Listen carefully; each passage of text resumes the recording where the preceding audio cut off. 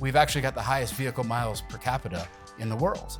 Cars are a critical part of the American psyche. Very few Americans live within walking distance of the places they want to go in their normal everyday lives.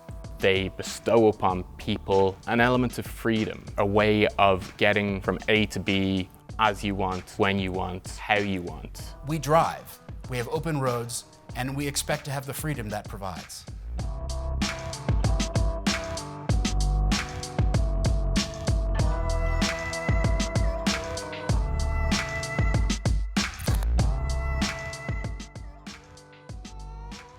If you look at the average American household, buys about 1,100 gallons a year of gasoline. Americans drive more, therefore they spend more money on gasoline, therefore they're going to be hit harder when the price goes up.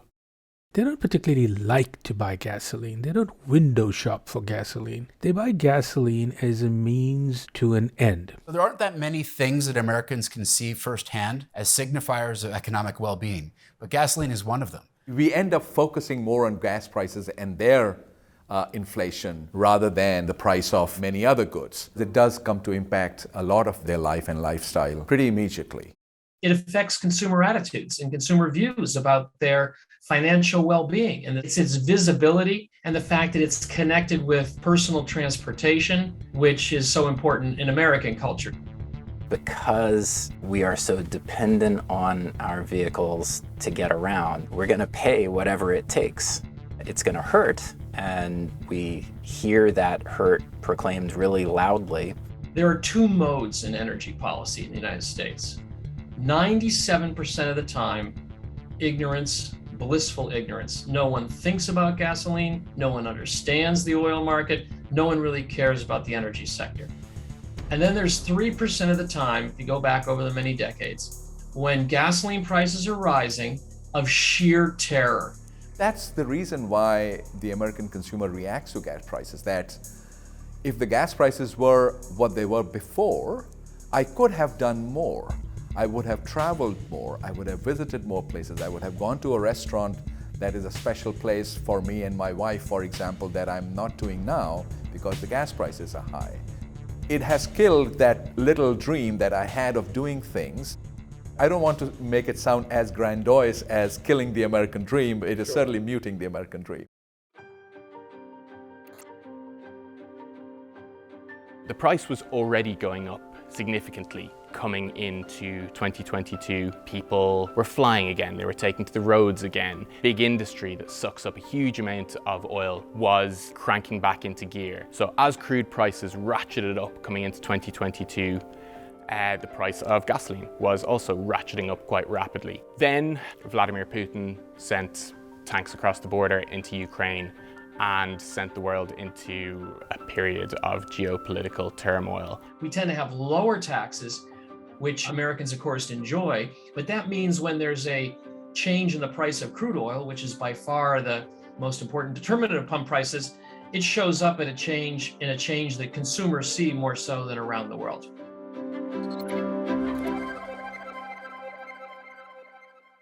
How do Americans measure economic well-being? Well, they see the pump very frequently.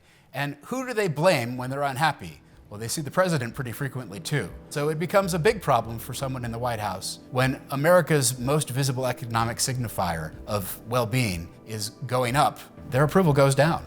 There is an easy, dare I say, lazy heuristic that consumers and voters employ, which is, it's that guy's fault, because he's supposed to make sure that everything is peachy. All oil price spikes, and I mean every single one, they cause recessions. So they ended President Carter's career and they ended President Bush Sr.'s career. Few things terrify an elected official of either party more than spiking retail pump prices. A president doesn't have really good options. I worked for President George W. Bush, 2001 to 2003. We had our energy price and our oil price scares as well. We used to joke, Bob, go get the magic wand to make oil prices go down. There is no magic wand. Is it fair to blame the president when global petroleum prices move or when global refinery capacity is impaired? Of course not, but politics isn't fair. Politics is not the science of fairness. It's the science of the possible, and it's extremely possible for voters to vent their outrage at a president just because of a high price.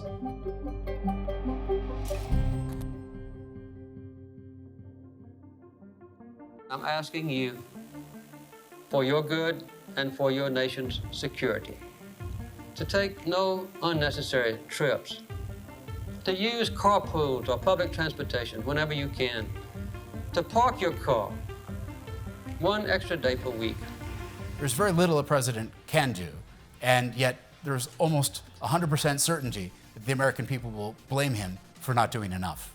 That hasn't stopped the president from trying, from releasing record amounts of oil from the Strategic Petroleum Reserve, cutting some environmental regulations at the pump, to pleading with foreign oil producers and domestic oil producers to pump more. He's been pursuing a policy of increasing oil production rather than restricting it, which is what is often alleged by many of his political opponents. In Europe, they've said, turn down the thermostats and you'll find your way to freedom.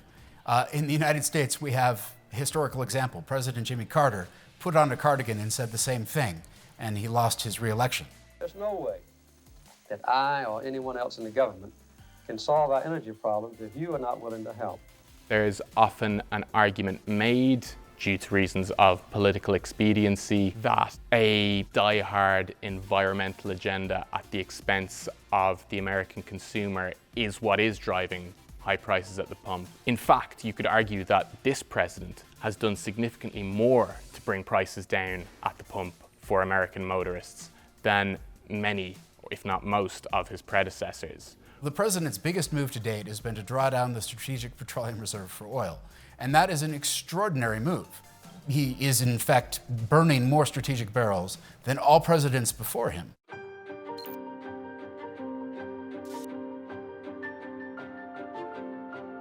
When you find yourself in one of these gasoline price spikes, you're out of good options from the start. Sure. And so really you have to start thinking about medium-term options.